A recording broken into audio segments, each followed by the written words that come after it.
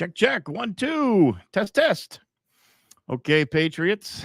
Make sure we're up and running. Good evening. Welcome to MindfixTV. And we are live and good to go here on a Wednesday evening. It is June 12th, 2024. All right, as usual, let's go to your comments. Let's see who's on there. Make sure you're hearing me okay. Hey, Rachel, how are you?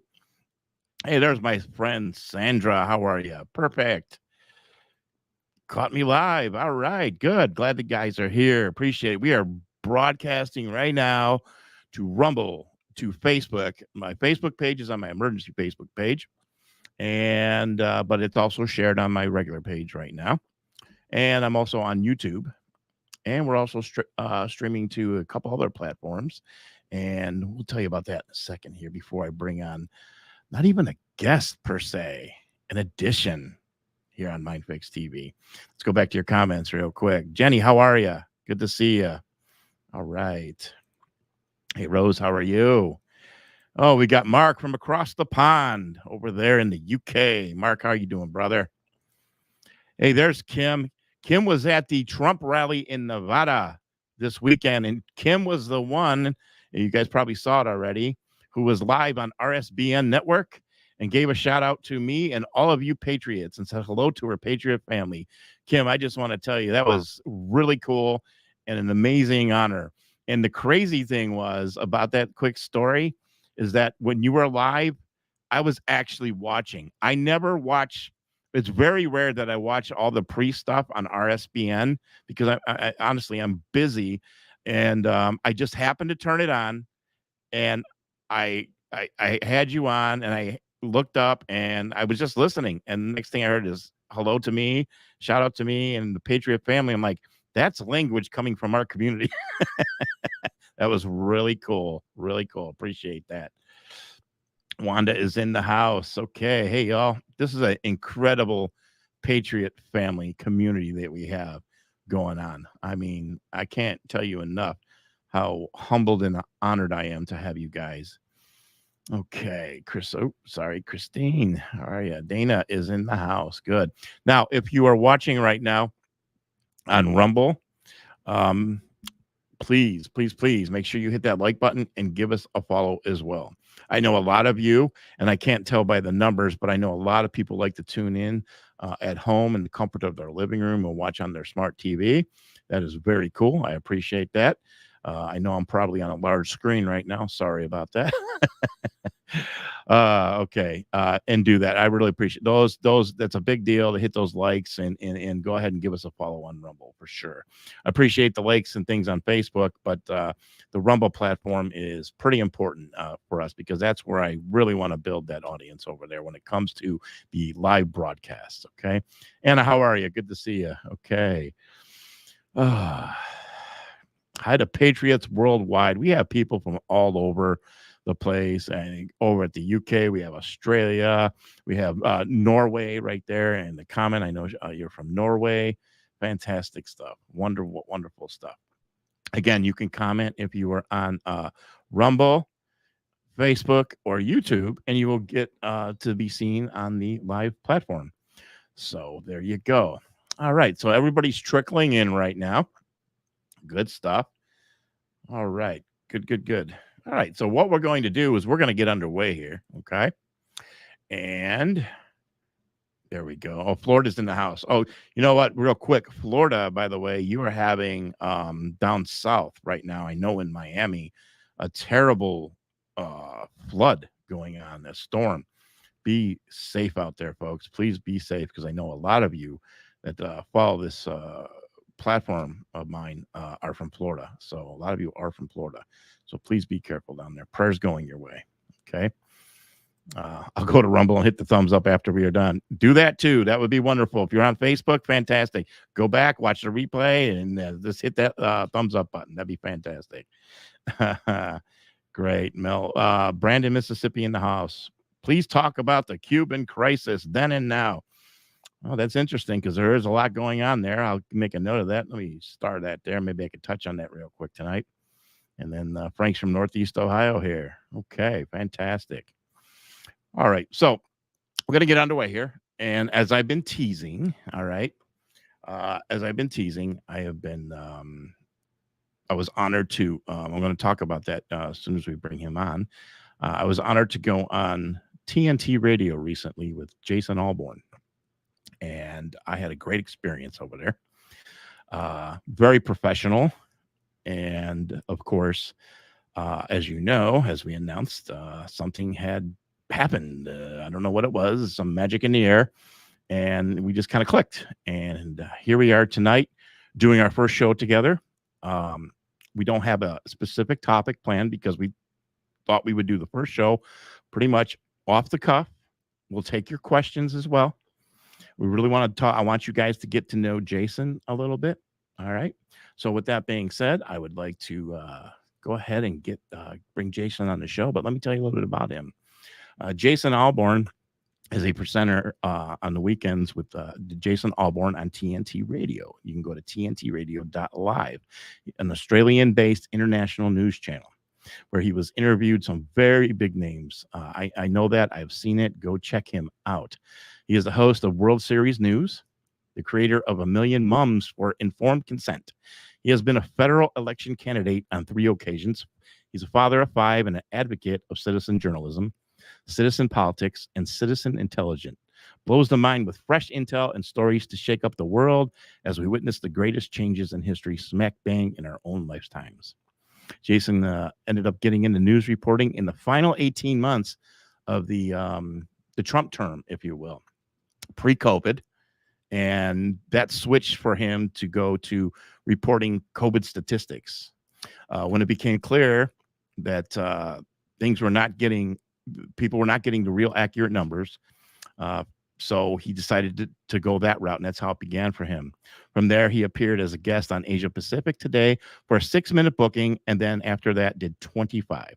He was then offered a job on the spot in an upcoming venture, and 4 months later it came true, and now he is the host on TNT Radio on the second after it opened, as a matter of fact. So with that being said, I would love to bring on our first guest and bring on Jason Olbourne.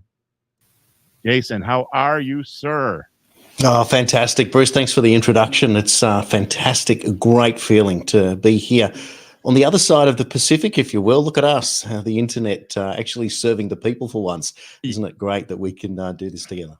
It is fantastic. I just want to tell you that it is an honor. I'm still kind of taken back a little bit that here we are right now after you just asked me to be on TNT Radio. I'd like to give the viewers right now a little backstory, if you will.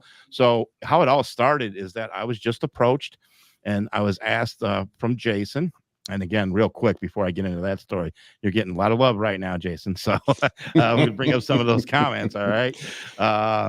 Fantastic. This is an incredible group of patriots. I know I've been telling you that.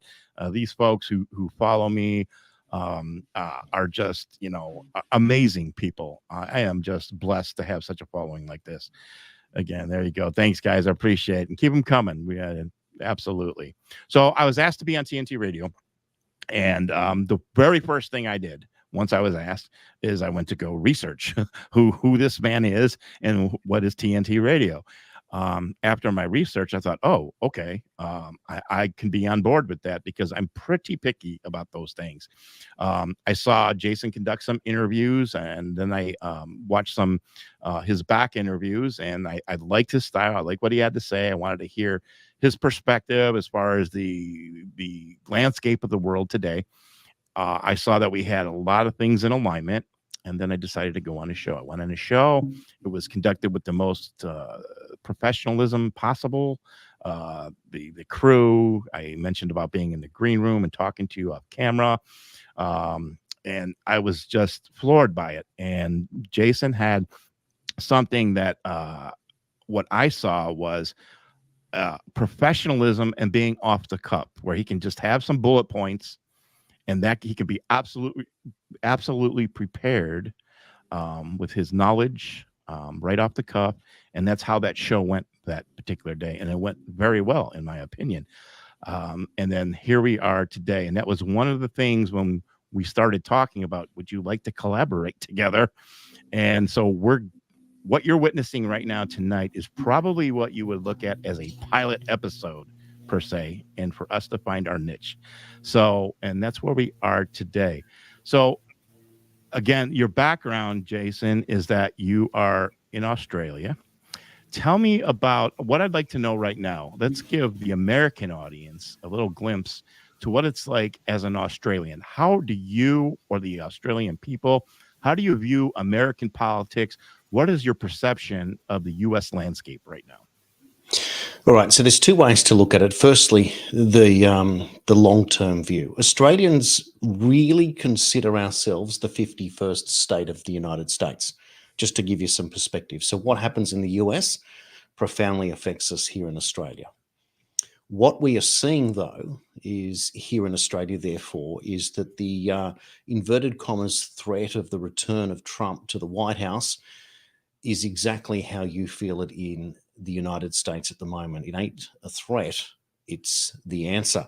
So we're watching very, very closely here because our government recently sent its health minister, Mark Butler, to the WHO International Health, the WHA 77 convention, where Mark Butler begged the audience for them to join the WHO's pandemic treaty, etc.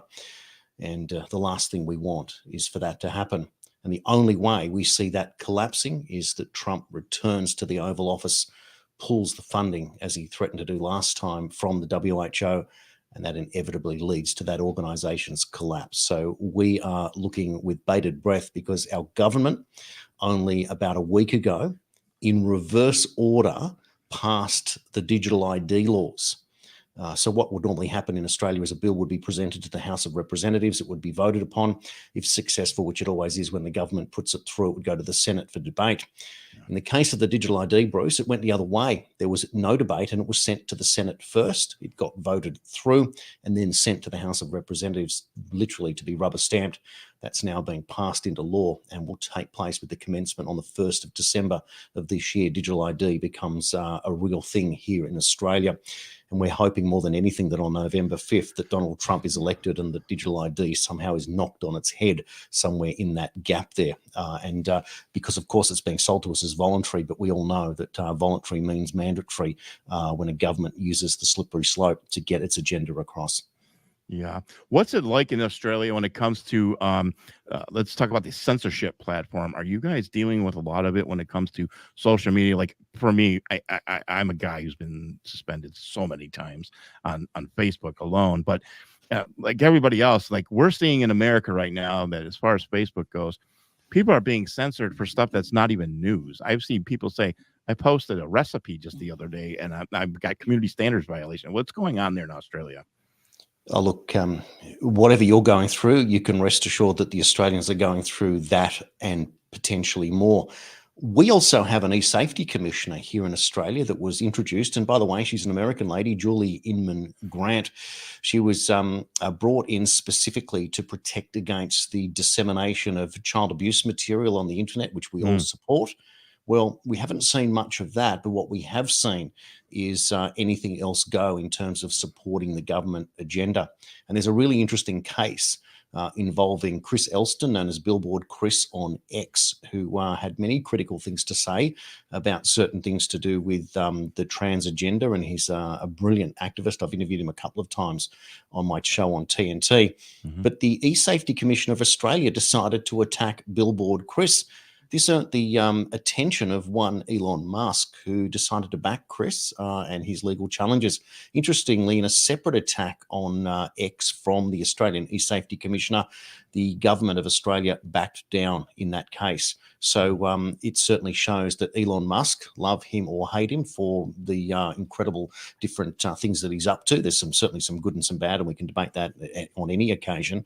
But he certainly is sticking it to the Australian government, and is what I would say in that case, the enemy of my enemy is my friend. And we certainly need more Elon Musks in the world, those capable of making X a platform that is free of this censorship that is strangling all of us. And like you, I received once in a rolling succession of 30-day bans and then these 90-day shadow bans. You know, your posts will be dropped lower in the news feed.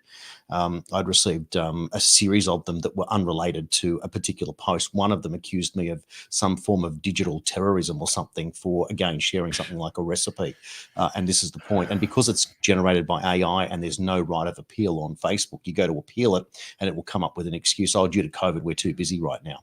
Meanwhile, you've just made, $600 billion or something like that, but you can't afford staff and you can go through the censorship route. So again, it's a bit like banking. When people want to debank somebody, banking is a human right. If you are not allowed access to a bank, you are subhuman. And the same should be said for social media. If you can't communicate with people on social media and are banned by artificial intelligence with no right of appeal, there's a little bit of a human rights issue that starts to sort of push its head out in that case, Bruce.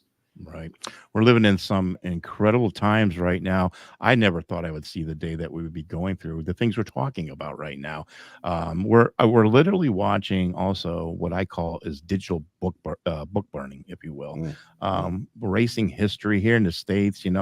They want to do away with so much, and not just that. We have one thing that I have learned along the way. I've always said, like, okay, when the COVID hit, I knew people lived in fear, but I didn't know the scale of people that lived in fear until COVID hit. And then to see when people are they're protesting, and here in the States, when the whole thing went down from George Floyd and the Black Lives Mattered, and you saw American cities burning. And then people in the streets protesting, and now just like today, they're protesting with the whole thing between Israel and Palestine, Hamas, Gaza. And then people go in there independent reporters go in there to interview them to get because the world wants to know, okay, what are you protesting for? What is it that you want? What are the demands? They can't answer you. And not just that, they don't even have a sense of history. They just follow the crowd because it's the next thing, the thing to do because everybody else is doing it. It's a very dangerous thing that's going on right now in the world. But to see the dumbing down of America, and I'm sure it's going on all over the place, it's very concerning. I've always said that the number one reason that I do this is for my grandchildren's future, because I want history to be taught the correct way in the schools. The education system here in the States is so concerning right now. It is alarming. The one thing that I'm really glad about, though, is that the world stage now has got to see these institutions, these college institutions here in America, and showing them from what they really are. These institutions are a well-oiled machine indoctrinating these kids, and they're coming out as little Marxists at the end of the day. We had plenty of professors I watched the professors that were older, if you will. They were being let go and brought in with this new young blood to indoctrinate these kids. I've got so many horror stories, but right now in America, when it comes to that, you're talking about the censorship. It's alarming. The education that's going on and the dumbing down of America is alarming too. You don't need the enemy. The enemy did not need to fire a single shot into this country. They've been doing it for years by taking over our institutions, our three-letter agencies, our court systems, our education system, and now here we are today. Can you elaborate on that? Well, there's a few points that I wrote down, and people might notice, what's he doing? I'm forever scratching notes, and I do the same thing on TNT. And it's interesting, isn't it, when we just briefly talk about our styles. Mm-hmm. You get into this business when you realize that there's a gap in the market, and it might as well be you that decides to get in front of the camera and see if you can make a difference. And you certainly wear your heart on your sleeve when you do it, and you open yourself up for criticism, etc. But what actually happens is that very quickly you find your audience, Bruce, like you have an incredible audience there. And hello to everyone on the screen. And I will take the time to read through the comments, but I don't want to do that while Bruce is talking, because it'll kind of look weird with my eyes wandering, but I am taking a little bit of a glance there. And that's, again, just to show you, again, our styles that we do. But the points I want to talk about is a term called credentialism. It's often being used against you when you present a fact, for example, on social media that rubs against the COVID narrative was the first one. For example, you could present an absolute reported statistic, in my case, from the Australian Federal Health Department, and you would present that to show in a way, why are you all so scared? And you'll get a response from somebody that says, well, you're not a doctor. And that's credentialism. I'm just presenting a fact. It doesn't matter who I am. The point is, Yes. it's a fact. Why isn't the doctor or the government spokesperson presenting said fact when instead they're driving fear? And this is a big point. So it is important when we read out our bios and explain where we're from. But this also leads to the idea of a disruptor. Just like Uber broke the taxi industry and many other industries have been disrupted, the mainstream news is certainly well overdue to be disrupted. How do we know that? Well, simply corporate sponsorship. And the idea that the big news agencies are owned by very, very few people shows us that automatically we need to come up with new ways of doing it. Yes. And you start by doing it purely, Bruce, out of love. You do it off your own bat. You do it with your own money. You don't have an audience. And the only thing you can do is dedicate a small amount of time to it that inevitably becomes a bigger amount of time, because as you're doing it, you know, okay, I did that wrong. That doesn't look so great. I can be a bit more invested. I'll spend a bit more time. I'll do a bit more reading. I'll do a bit more writing, etc. And before you know it, you've developed yourself for almost certainly a part-time job, if not a full-time job. So how do you then put food on the table if you're spending 40, 50 hours a week preparing for a show? And then, of course, it takes over your life. So you have to create and restore balance in that whole approach there. And I think that's a really important part of what we do. And the only way it works seriously is that we have to become the best at what we do, but our audience has to come along for the ride with us and encourage us, support us, criticize us where necessary. But also the biggest part that an audience can do is to obviously get involved. If you want to be a news person like us, get and have a go. Become a guest on the show. Maybe Bruce one day will open up and have guest presenters and we'll train people just the same. We all need reporters and we all know that the new mainstream news is coming. So this can be as interactive as we want it to be. And I know it's scary. How do I know it's scary, Bruce? I got a job doing karaoke hosting on Thursdays and Friday nights here in New South Wales. I can't sing to save my life. What do you do when no one wants to get up to sing? You have to put yourself out there. I got up and thought, what am I going to sing? It was embarrassing, but guess what? I've now been up there 15 or 20 times and I love it. And I'm trying very, very hard to get better at it. So it's the same thing. And the great thing about it is no one really cares at the end of the day.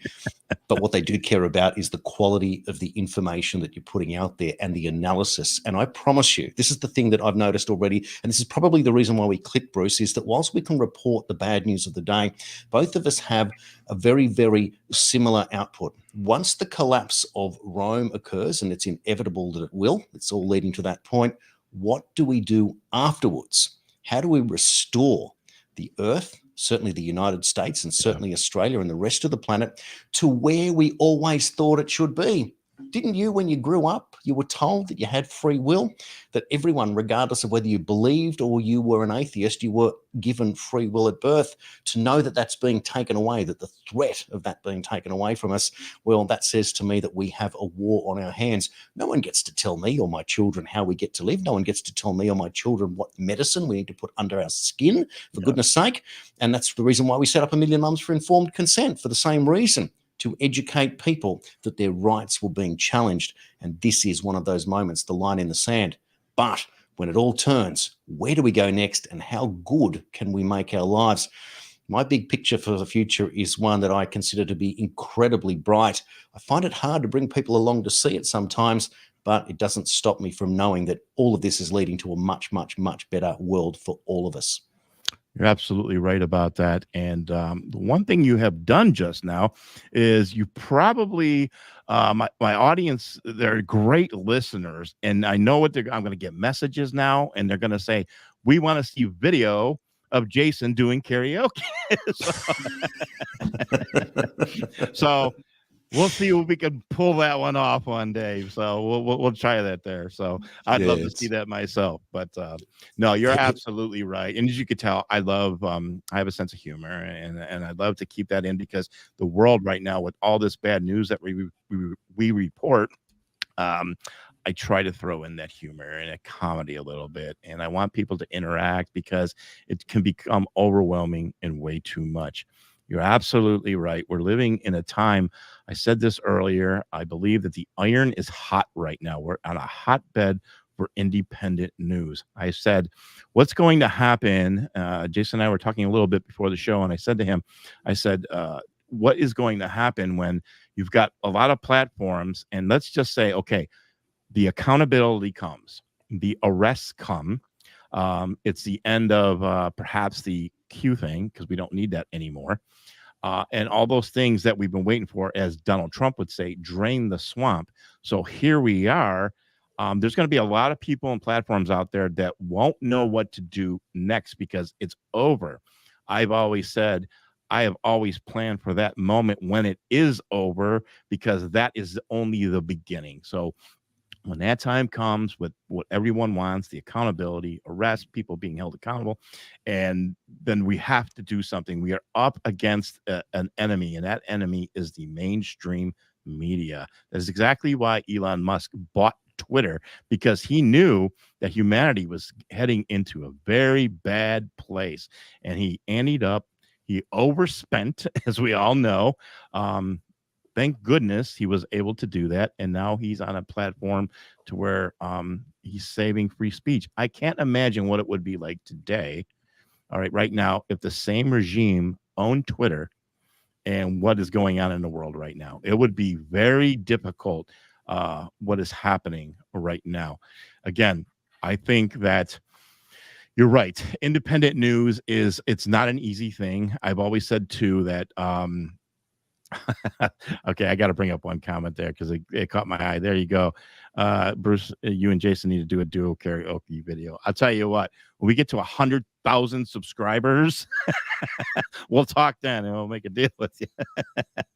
Maybe I'll make my way to Australia too. So how about that, Bruce? Well, maybe what people could do is suggest a song for our very, very flat tones. I'll just give you a hint that one of the songs that I can almost get away with is The House of the Rising Sun. So that gives you an idea, and maybe that could be something we could work on. Maybe, Bruce, if we get to 50,000, we'll do a little bit of a couple of bars there to keep people encouraged. There we go.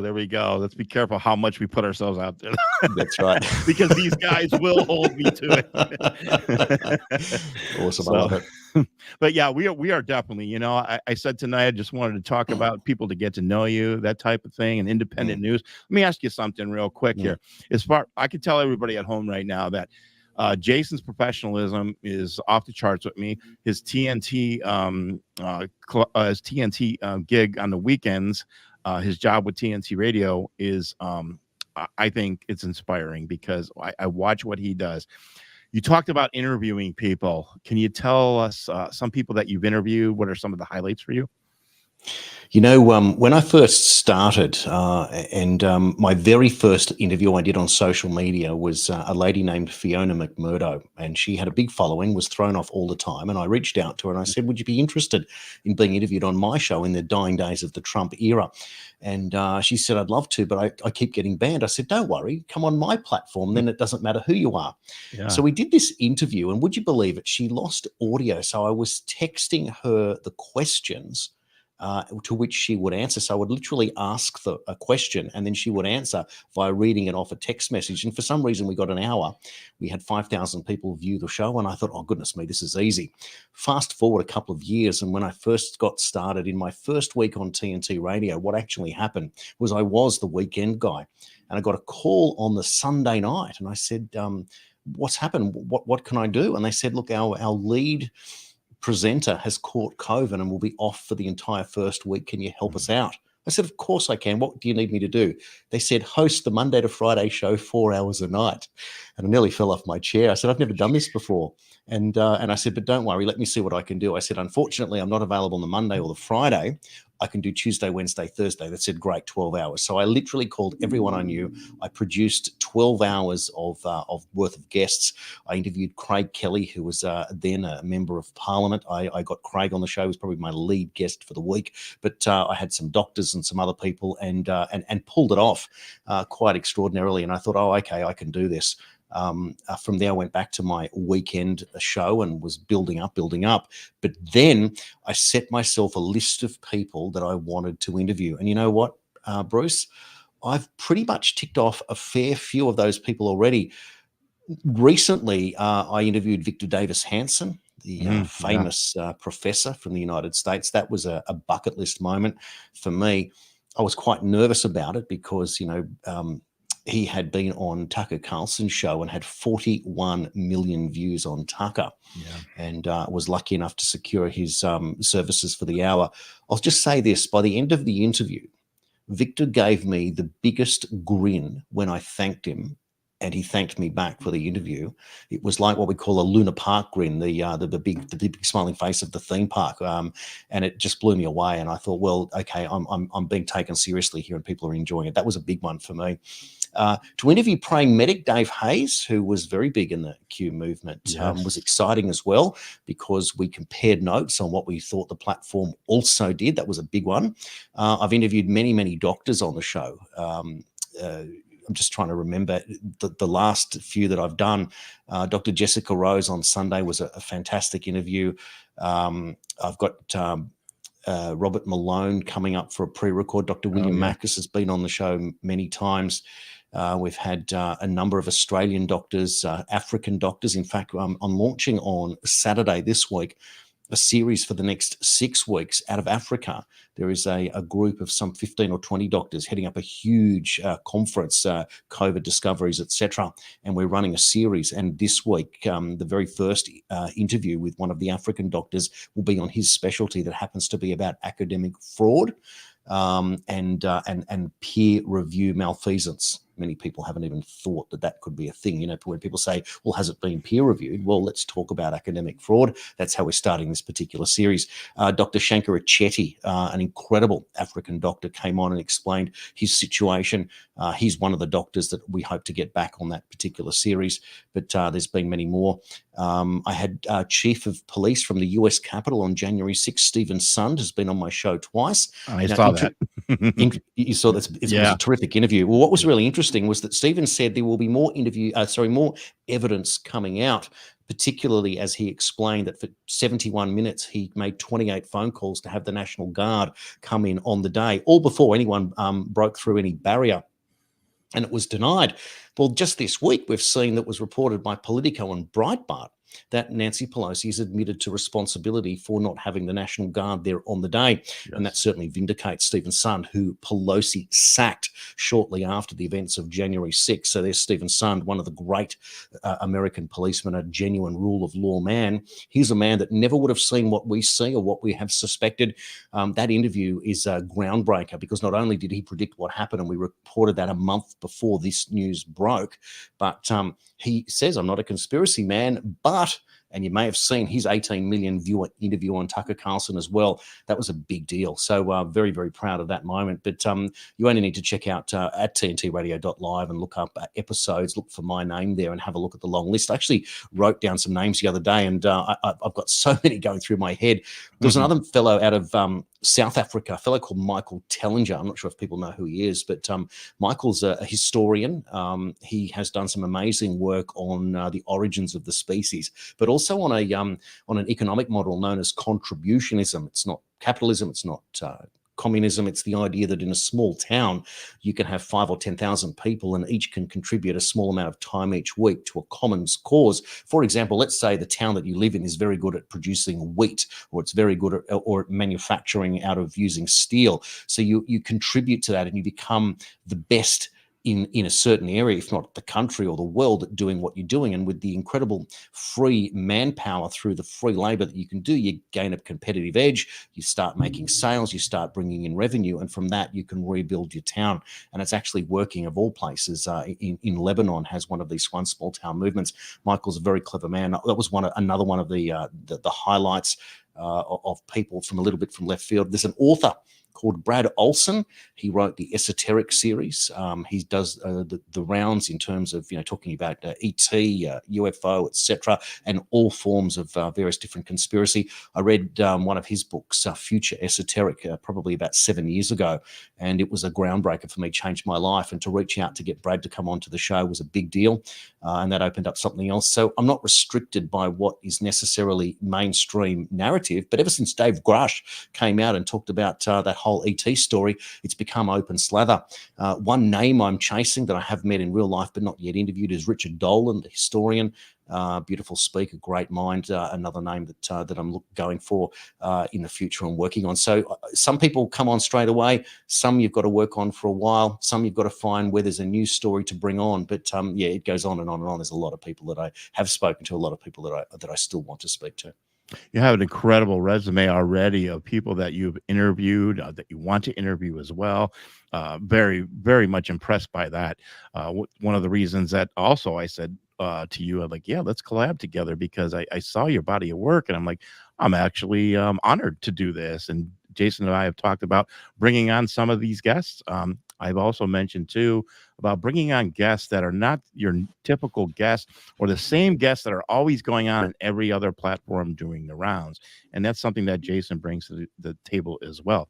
I'm really looking forward to what the future brings both of us.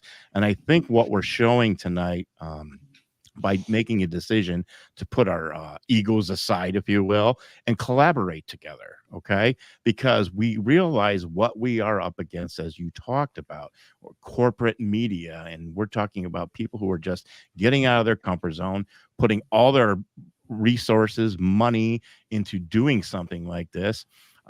We're not really, we're getting by, just put it that way. And like I said, we're coming out of our comfort zones. We're putting ourselves out there. And I've said before, I never wanted to do this. My gig was not in front of the camera at all. My gig was to be behind the scenes, starting as a cameraman and an editor, and then getting into producing. And it's something that I still think about constantly, is like, oh man, I'd like to wean myself off of here and just start producing guys like yourself is what I'd like to do. But here I am. God has got me out of my comfort zone, and this is what I'm doing today. So let me ask you something. People ask me all the time, they say, Bruce, what was your red pill moment per se? And I'd always tell them, I'm like, well, there's quite a few things. And when I get asked about my red pill moment, and I've taken it back, a lot of people will say 9/11 for sure. And then after 9/11, knowing, and as time went on and going down that rabbit hole, if you will, and looking into things and researching things and finding out, okay, this may have not been what we were told it was. I'm at that point as well. I think I told everybody, but I was a young man. And I remember I was in grade school, and I remember Ronald Reagan getting shot. And I remember watching the news coverage nonstop of that. And that's pre-cable, 24-hour loop of just Reagan getting shot all the time, and paying attention what they were talking about. That was probably a moment for me that sucked me into wanting to do something like that. But then when we got into the 90s with the war and Desert Storm, and then when we got into 9/11, of course, and then when it became weapons of mass destruction, we have to go in Iraq because they have WMDs, and to find out, I'm paying attention, I'm watching UN inspectors, and I'm like, nobody's finding any WMDs here. So that's a combination of everything for me, kind of like my red pill moment. I know it's a number of years in between, but that's what led up to it. And that was probably in the 90s. And then once 9/11 happened and the WMDs, I'm like, that's it. Enough's enough. I'm not going to listen to what they're selling me anymore. What was for you? What do you think a red pill moment in your life, or red pill moments, were in your life? It's the great question. It really is, because it causes you to reflect, to wonder when it was that you realized that you perhaps were a little bit different to everyone else. Now, it wasn't necessarily a moment that happened in real time yet, but when I saw the film JFK in 1991, Mm, that changed my life, no question. I wow. was so excited. I'd already was aware of Oliver Stone through his great films. Born on the 4th of July, I thought was one of the great war movies. I never really liked a war movie until I saw that. So when JFK came out, about a topic that I was really interested in, I was there at 11 o'clock at night with my friends after work one night, watching this 3-hour film. And I went back the next day and watched it again, and realized that not only did it change my life at that sense, it signaled direction. I was a uni student at the time. Maybe I want to be in the film business as well. I just knew that I wanted to be doing something about this and retell this story. So I became obsessed at that point, and read up on a whole lot of stuff. Still was no expert at anything, but it certainly made a big difference. But then life gets in the way, And it kind of drifted apart until September 11, 2001. Would you believe it? I was watching an episode of The West Wing on TV, and it ended and it cut over to the nightly news. And our newsreader at the time on Channel 9 was Jim Whaley. Never forget it, seeing him report the first plane into the tower, and then we saw the second one live. And from that moment, my then partner and I, we stayed up for a few hours and woke up early the next morning and sat in front of the television for the next day. I don't think we spoke 5 words to each other. We were just glued to the screens all day, just wondering what it was all about. So there were certainly questions, but then life again got in the way, and it wasn't until I was working at Fox Sports Studio. I was a presentation coordinator, technically a disc jockey sitting in a small booth, putting video out or TV out to air, if you will, on an overnight shift.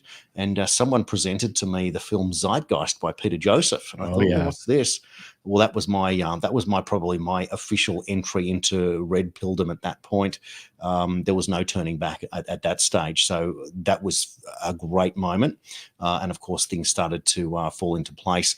I was certainly not a George W. Bush fan whatsoever. I was still a lefty, if you will, in terms of my political ideology.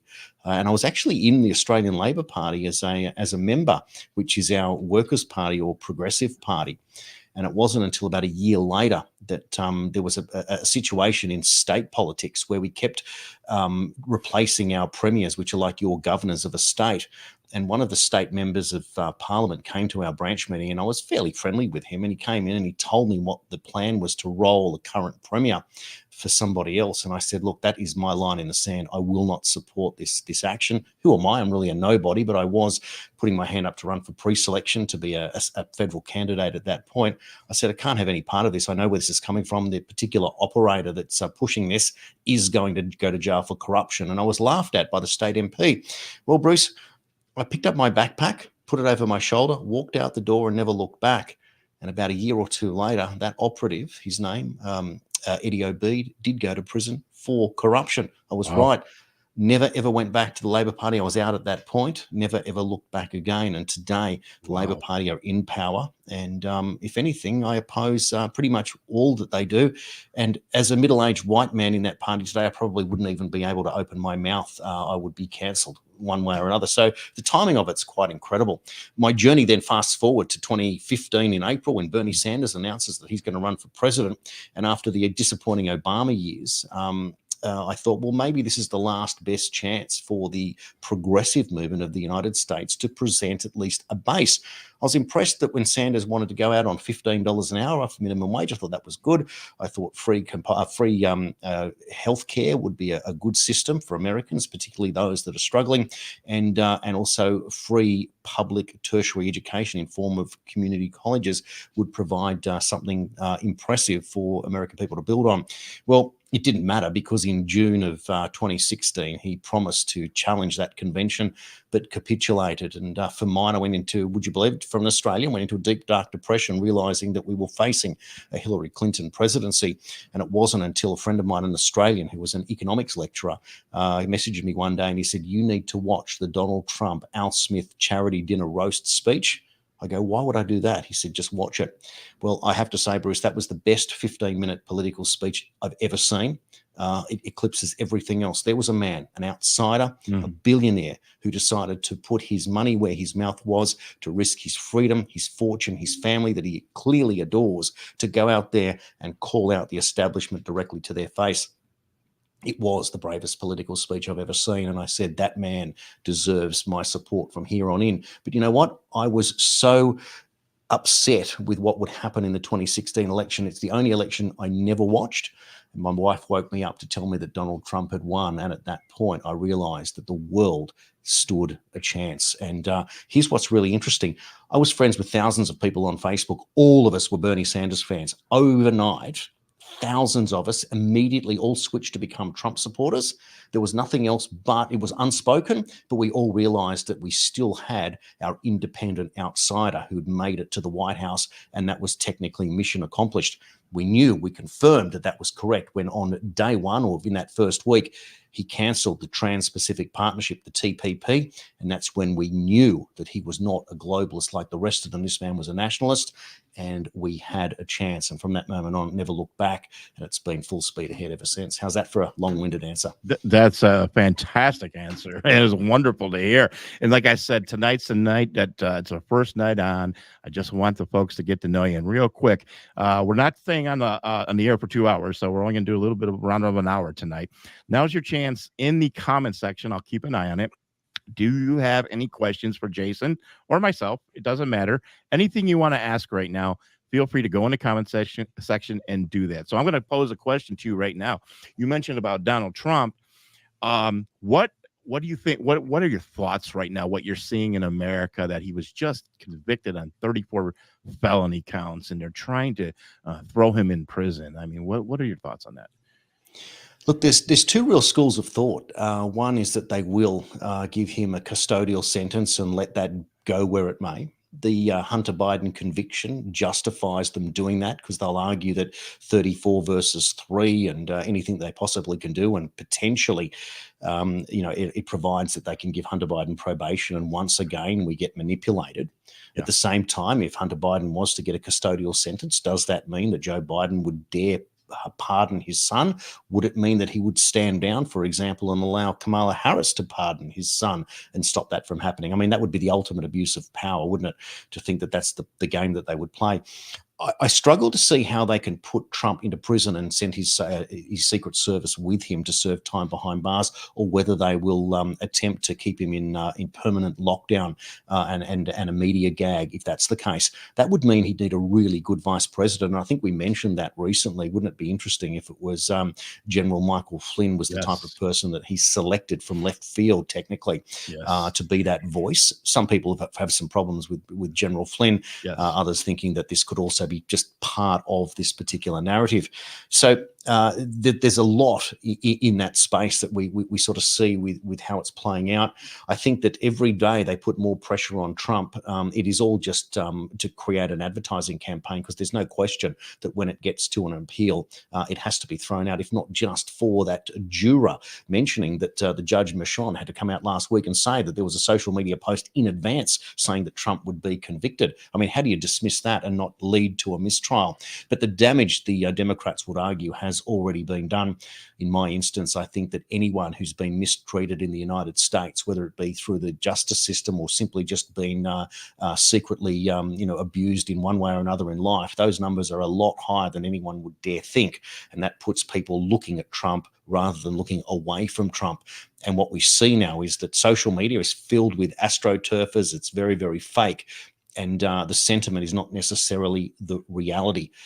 So we shouldn't feel as nervous potentially. I think we should let things wash over us. But rest assured that Trump knew that this was coming. And he is the greatest foxer the world has ever seen. This man can push one direction, go with the other. He always looks like he's weak when he's strong. There is no better living testimony to the work of Sun Tzu than Donald Trump. Appear strong when you're weak, weak when you're strong. This man is the master chess player, possibly the greatest we've ever seen, and the thickest skin of any human being I've ever known. I don't know how he does what he does, but he does it with aplomb. And it's the one thing that I learned in all of this, is to grow a thick skin and get on with it. I am exhausted just watching Donald Trump on TV, everything that he's doing. I mean, when does the man sleep? That's what I want to know. So it's amazing. It's inspiring. Absolutely, for sure. Cheryl Ann says, wow, I love people who can see the light and shift their mindset. I think she was referring to you when you were talking about changing parties and everything, and then finally seeing Donald Trump. And yeah, that's a great statement right there, for sure. Andrew says, is it me, or do these intelligent folks on our screen have more knowledge than the whole U.S. government? Thanks for the compliment, Andrew. I appreciate that very much. Let me just butt in there, Bruce. Sorry for 1 second. I apologise, but full marks to Julian Assange. He's an Australian serving and paying the ultimate price right there. Julian Assange is our age, Bruce. We're all early 70s models, and he's one of us. And of course, we're doing the work there. But I really appreciate that comment. But no, I don't see it any better. I'm just a keen observer, as you've seen, studying for a very, very long time. And I'm in it for what you're in it for. We we all know that there's a much better world for our children, and this is the job that we must do. And this is the vehicle that we've chosen to do it, is to communicate via the digital platform. Magnolia says, do you guys believe that we are in a global holocaust? I'd like to get your take on that there, Jason. Okay. Now, if there was going to be a global holocaust, I believe it would have happened already. I think we're in the midst of one of the great bluffs. Having said that, I think the US government will do whatever it possibly can to prevent Donald Trump from getting into office. But I also know that Vladimir Putin is the master of restraint. There's been many occasions where if it was the US in Putin's shoes, they would have been at war multiple times. You've only got to look at the Nord Stream pipeline or the explosion that happened in the city, taking out all the people in that particular concert hall on that evening. Yes. There's been numerous occasions where we've seen that going on. So the attempts are there, but my happy ending to all this is quite simple. I see what will happen is that virtually on day one of Trump being inaugurated, there will be a peace deal on the table simply because Trump will say, well, we're going to stop the NATO money. We're not going to give NATO any more money. And Putin, what are you going to do? And he says, well, we'll just create a ceasefire agreement. On that day, the Trump administration and Putin create peace, and China will want to get in on the action as being part of the BRICS movement, and they'll put forward one way to try and create peace with Palestine and Israel, whether that be a one or a two-state solution. It doesn't really matter at this stage. But if you consider that, then you've got Russia, China, Trump's America, and remembering that India is part of BRICS and Modi's just been returned to office. Yes. India in seconds will side with Trump's America. That leaves Europe dangling in the wind, and they will fold within minutes. And Trump wins the world on day one of his term in office. Don't think there's nothing going on behind the scenes, and that is just simply the pendulum swinging, and he hasn't even laid a glove on anyone yet. It's an extraordinary moment that we're all in, and you guys are here to watch it along with us, and we get to report, you get to be involved. I think we should be very excited with what's going on. Now, it could all turn to hell, but it's nice to have a positive response that it is also Occam's razor. It seems to be the path of least resistance, Bruce. Yes, exactly. I agree with that. Sandra, to piggyback off of everything you just said, Sandra says, when Trump is elected, who is the greatest challenge, Putin, Iran, or North Korea? I'd like to chime in right now. And what I'd like to say to Sandra, because I'd like to feed off of what Jason just said here.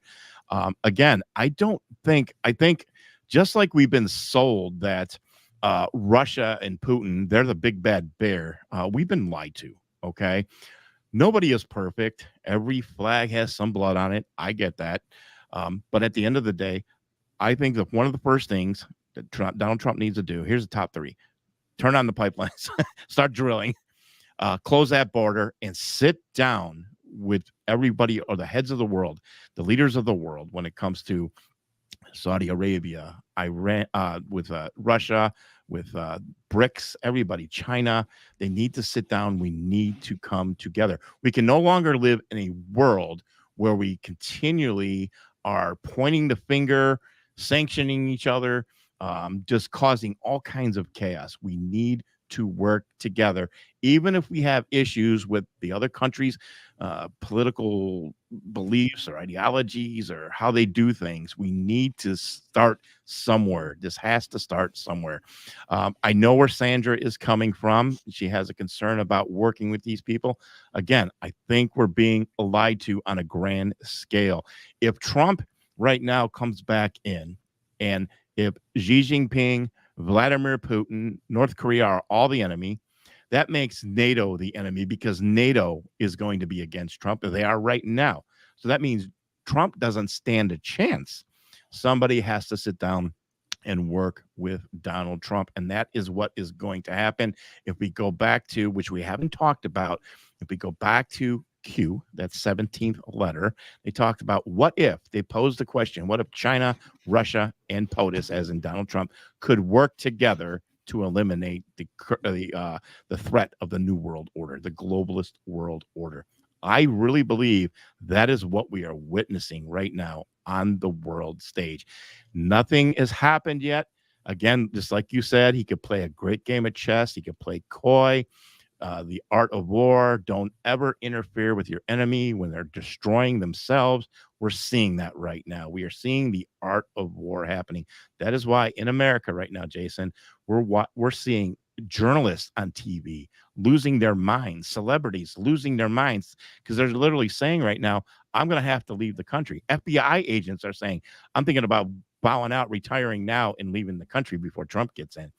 These people are scared because they can see the writing on the wall and what's coming, and accountability is coming. Not just accountability, everything that the New World Order has tried to put in place and lied to us about, it's all going to come to an end, because I'm telling you now, China and Russia and BRICS are going to work with Donald Trump. They're not going to work with the current Biden administration, because they know that is the New World Order.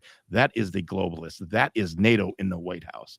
They are not going to work with it, but they will work with Donald Trump. A lot of people are going to be surprised in the very near future. Okay, so if I go back real quick, because I know we're getting close to the end here, I'll let you take this one. Here's a good one. What advice would you give to someone thinking about jumping into broadcasting? Great question. It is a great question.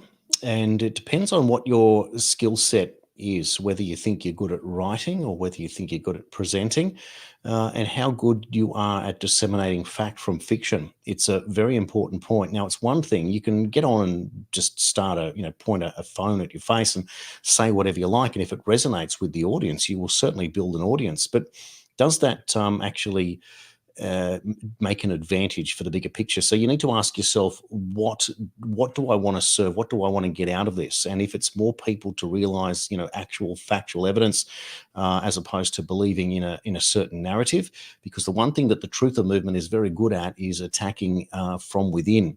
And what I mean by that there is a lot of hard yards to do in bringing people along to present information, particularly when it's factual, but it goes against a narrative and you're being defeated by fact checkers. So your information's being taken down, you lose momentum, you lose confidence. These are all real things to consider. So that's a big deal. Now, what it means is that you need to stay behind and fight on certain issues.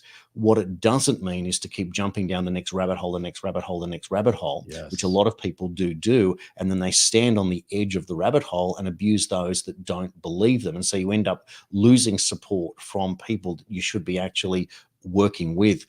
And I've said this before, Bruce, and just to go back to that previous question, the biggest threats I see in the world today are the WHO is number one. Mm-hmm. I see not knowing the true origins of COVID is probably threat number two. Mm-hmm. Threat number three is any further use of mRNA technology. Threat number four is bad science still being able to prevail. And then step five would be to remove globalist policy. So if you go in that order, I see the installation of the appropriate Attorney General for Donald Trump as probably the single most important appointment of his entire presidency, even more so than a vice president. I absolutely would agree with that. I talk about these things off camera quite a bit. I'm like, the most important people he has to put in, yes, his vice president has to be somebody important, because this is not going to be about just 4 years. He wants to flow into the next presidency once he steps down. We can't just come back in for 4 years, give it back to the globalist, if you will. So this is a long-term plan. I absolutely agree with the attorney general part. So who's going to be the attorney general has to be somebody who's strong. And who is he going to put in charge of the DOJ and the FBI? These are the people that need to do and answer to the call to the American people and hold these people accountable. Start with the indictments. Start now. They've set a precedent. They arrested a U.S. sitting president. They've already charged him and found him guilty. That opens the door up for past presidents, aka Joe Biden, more importantly, aka Barack Obama. So that's where we are right now. Again, let's see. Okay, we'll do this one. We got just a couple more minutes. Jason, what are your thoughts about Russian subs at our back door? It's an interesting one, isn't it? Because it takes us back to, the Cuban Missile Crisis and JFK. And we know that resolved itself in a way that perhaps surprised us that people can pick on JFK, but I just find it fascinating from a poetic perspective that this whole story starts with JFK, and one hopes that it ends with JFK. And just to hark back to Attorney General, I still don't rule out the potential possibility that RFK Jr. could well become Trump's Attorney General. And that blows my mind, because the first thing he can do is release all the remaining JFK files with a personal interest. He's already spoken about his own father's demise, and it doesn't back up with the official narrative. No one is more qualified to go after the big pharma operators and even the origins of COVID. So with what's going on, I don't think we need to be concerned with Russia just flexing its muscle, but that's Russia just taking an insurance policy at this stage. There's no reason for Russia to want to nuke anyone at this stage. If it was going to do that, it certainly would have. But what it says, though, is that it's just stretching. All roads lead to November 5th, never more plausible than ever before. That is the deciding moment in modern history, is the return of Trump. I agree with that. And again, you say a very valid point. Russia is not going to nuke anybody, even though I report on it. I'd never have said that. I've said that Russia is standing down. They will only act if provoked. Most people don't realize that more sanctions were placed on Russia. I think it was just yesterday, as a matter of fact. And this is why you're seeing a display of force right now all over the world, now in Cuba.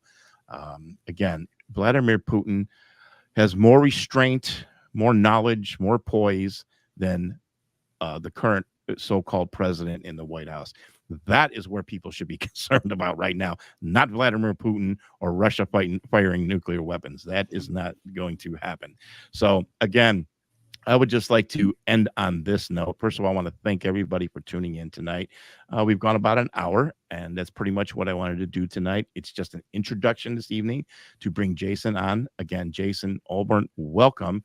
I really appreciate you coming on. I look forward to continue working together, finding out where this collaboration goes, and bringing the people what they want, more guests coming on, having intellectual conversations, and answering the people's questions, giving them more than what the mainstream media would give them, and all those talking points you'd watch on Fox News. I can't even stand watching Fox News anymore.